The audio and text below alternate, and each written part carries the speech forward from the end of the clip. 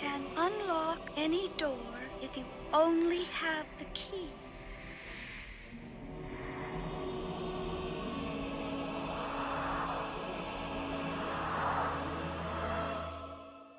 It started with Ken Anderson. He brought in the book, Mrs. Frisbee and the Rats of NIMH. And Ken was adamant and just passionate about that book. He just simply pointed to the book and said, this is a great story.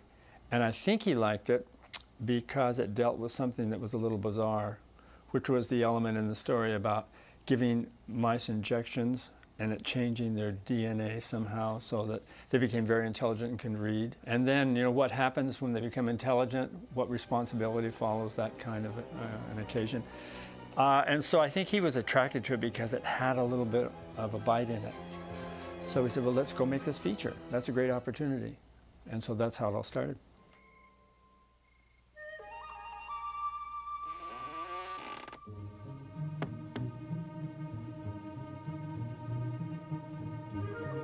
Dear, a man came by today from NIMH. Yeah? Yes, you know, the National Institute of Mental Health. NIMH was an intriguing word because NIMH, you know, what does that mean? The National Institute of Mental Health. No one knew that. It just looked like a really great word. And the secret of that great word. When we first started at Disney, we were told we had about 6 years to learn everything to start taking on leadership roles. For me, that was a panic. I mean, I went, wait a minute, all we're doing is in-betweens and learning how to do the animation, but there's obviously a lot of other things that we have to know about. Recording, storyboarding, scripting, all the things in post-production that they take for granted now. They've done it for so many years. So we said, well, the only way we can do this is go to your own private space, which would be your home, you know, buy the equipment that we need as cheap as we could get it, and then just explore. And as you explored, you would find out all the lessons that they had learned over all the years. Banjo's the cat who could not behave. He seldom did what he should. We figured out you can take a cell that's painted on one side, you can turn it upside down, so you're looking at the reverse side. Now you have a reflection, basically. Take it out of focus and put a ripple glass between the lens and that artwork. And when we discovered it, we thought, wow, we've discovered something. We started creating systems of how we do our things. So by the time we were financed to do The Secret of NIMH, we had certain things in place that we knew how to make a schedule, how much footage we had to do each week in each department. And so it wasn't as hard as you might think to jump out, start a company, and start a movie at the same time. And then in January, we started The Secret of NIMH and didn't even have a script. All we had was the book. In our case, Don designed the characters. Don storyboarded the entire movie himself. Don would try to write 2 pages of script a night and bring it in for John Pomeroy, myself, Will Finn, and we would criticize or we would accept.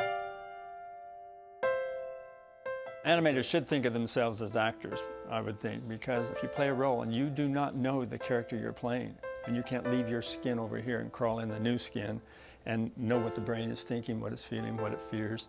If you can't do that, you can't play that character. It'll always be words and they'll always be hollow. And there's no feeling in them because there's no real connection. And this thing called feeling is very elusive. It's something we can't see with our eyes. There's little indications of it, but it's like the wind. We can't see it, but we only see the effects of it. And I think when an actor finally clues into the character he's playing, a magical thing happens. And we sense it. It's heart to heart is what it is. We sense what it is. Now to give that information or that kind of insight to an animator is very difficult because all we have is words. Unless you put him on the stage and you say to this person, why don't you act the part? Find the character and act the part. Don't be you, be somebody else. It's hard for them to understand how to do that. Unless you have the experience of that, I don't think you'll pull it off. Dave Spafford, one of the animators, had done a home video called The People of NIMH. And he's got pictures of John Pomeroy out there with that cape that your mom made. And he'd made up his hands and put these false fingernails on to be Nicodemus. So we've got him out there in the parking lot and did the same thing over the shoulder, having him write it out. Whatever it takes to get it on the screen is our motto, you know, just make it happen. Once an animator, it really gets some little spark inside him turned on and says, I want to see what this feels like.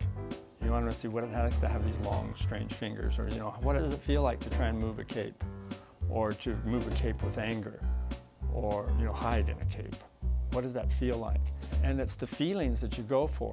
As long as you're approaching animation technically and not with feelings, you'll always be sort of what they call a bread and butter animator. But you'll never get the great scenes. The animators had to be actors, so we went and got a really great drama coach. Brought him over there and said, would you give us lessons? And they did fairly well, and we noticed that afterwards their approach to their work got different. You know, and even something as simple as the drama coach would say, now today we're going to walk across the room one at a time, and I want you to play like you just lost your job. I want to see that in the walk. Okay, so there's a feeling now they have to put in the walk. Well, some of them hadn't a clue. And what do animators do more than anything? Walks and runs and, you know, all those things. Those are basic rules. But when he said, put an emotion on the walk, that was different than just doing a walk. When I read the book, The Secret of NIMH, the first thing I wanted to know about was the little mother mouse, Mrs. Brisby. What is she actually feeling? What's her panic about? I either have to get my little son, who can't come out of this home where they live underground in this brick, I either have to get him out of there or the plow's going to plow him up. And to make it worse, he was sick, he was in bed, he had pneumonia. So he couldn't come outside because he'd die. So she's fighting for his life. What does that feel like? I hadn't a clue what that felt like. Fighting for someone's life, that wasn't in my experience. Because most of the movie, she's going to be the worrying mom. So what does a worried mother or mouse look like? And I learned something years ago in the English department, that when you take the content of something, which is worry, and you take the form of something, and you put them together, you can never separate those two, that form and content define what it is.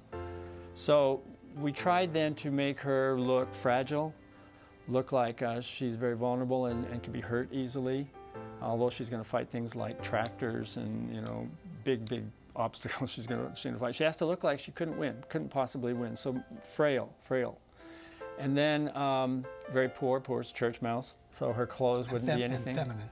And very feminine, and because we thought, one of the things with mice, and they're easy to draw by formula, is you just draw the ears, then you draw these little cheek hair and everything. Well, we took all that and pushed it up, so the ears were pushed up too. You push all the hair up so it looks like one of the movies from, we'll say, the 30s, where all the hair went up on top like Betty Grable. Please, sir. I'll do anything to save Timmy. The Crow was the most fun for me. I think because I had known Dom DeLuise, and Dom DeLuise had already created this character. I didn't have to do much thinking about it. He was sort of like that. In the book, the Crow isn't a big character, and he definitely doesn't want to get married or want to mate. So we gave him a lot of things which made him very interesting to me. Like one of them is he has to find Miss Right. I haven't found Miss Right yet, but when I do, the whole world will hear us singing. Dom had a great deal to do with this because he would make up things. Once he got the track you were on with a character, he would say, I got it. And then he would bring things to it that you hadn't thought of. And so gradually, the character was being created really in the sound, in the recording. We like to storyboard to a radio track, not storyboard to the script.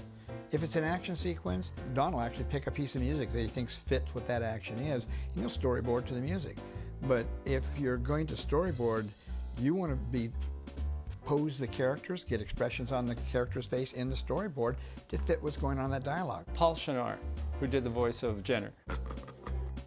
Paul, you know, he came in, he had this really deep voice when he spoke.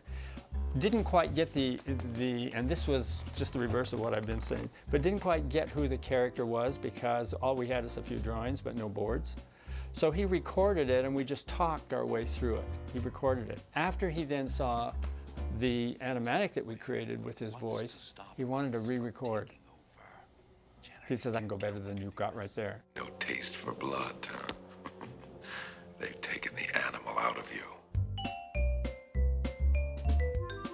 We had a saying once that the audience never knows how much the project costs. It either works or it doesn't work. But it didn't really affect our costs. Well, no, we knew how much that we had to spend. It was 4? Well, we thought it was going to cost $6.5 million. We were told, no, you have to do it for 5.7. And in the end, we all together, the executive producers and us, had to borrow more money on our homes to come up with another $700,000. So it ended up as something like 6.385. But we finished it very close to what we You've originally kept said that it would from me cost. all these years. We really had to borrow money on our Yeah, homes. it's like the third mortgage on each of our homes. Jeez. Plow is here, run your lives, run! It's moving day! Everybody on staff lived in that studio. Little tiny 5,500 square foot building down there off Ventura Boulevard. And I mean, we expanded and rented some extra space by the end of it, but we had people in the hallways. So I mean, it was more a love of the art. We were trying to say, look, it can be done today, and it can be done economically. You know, it's about inspiring those artists around you to get it, you know.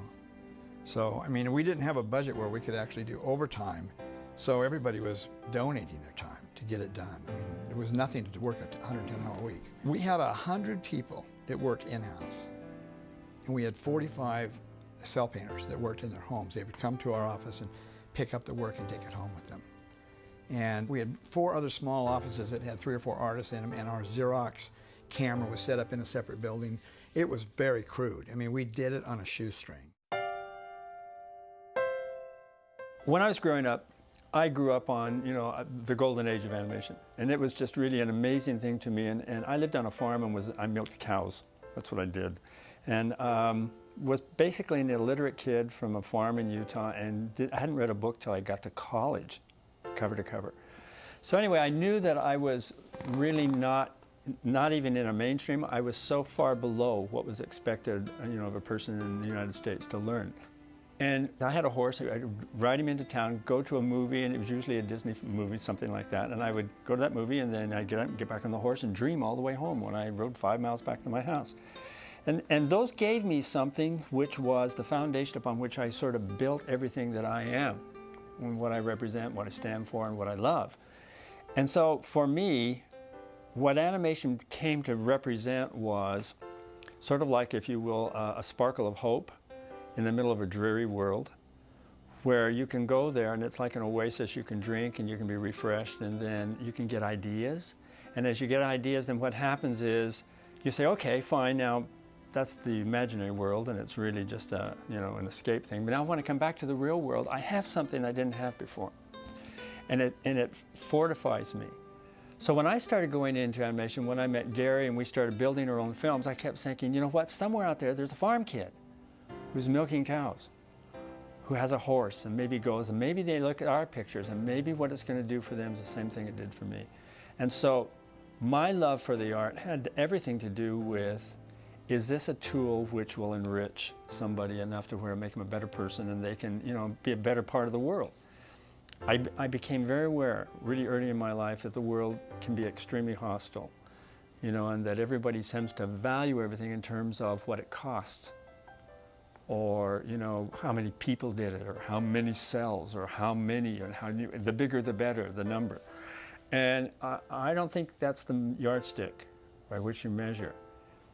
If something, whatever you encounter on your journey through life, if something actually causes you to have better feelings about yourself first, and better feelings about the people around you, and wanting to actually make the world a better place, then whatever that was, and if it happens to be an animated film, then I feel really good about that because I know that's what it did for me. So that's what pushes me in the art. That's why I love the art. That's why I think when it comes to putting some great production values on the screen or not, and putting the money in your pocket, I say, no. The money's not anything.